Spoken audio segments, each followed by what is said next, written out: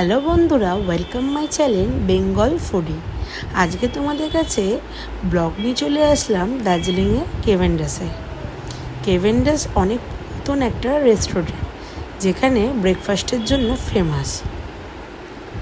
প্রচণ্ড ভিড় ছিল আমরা যেদিন গেছিলাম। আমরা ওয়েটিংয়ে দাঁড়িয়ে রয়েছি।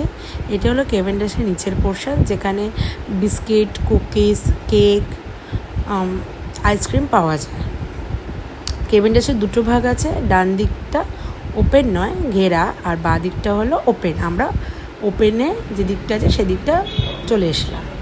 এখানে বসলাম, তো মেঘলা ওয়েদার ছিল, ভিউটা সেরকমভাবে ক্লিয়ার আসেনি।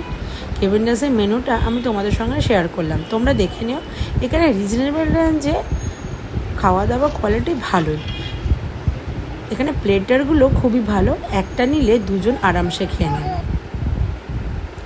তো আমরা এখানে নিয়ে নিয়েছিলাম চিকেন সসেস আর এগ স্যান্ডউইচ আর কফি। ঠান্ডাতে কফি না হলে হয়? দার্জিলিংয়ে গেলে তোমরা অবশ্যই কেভেন্ডাসে যেও।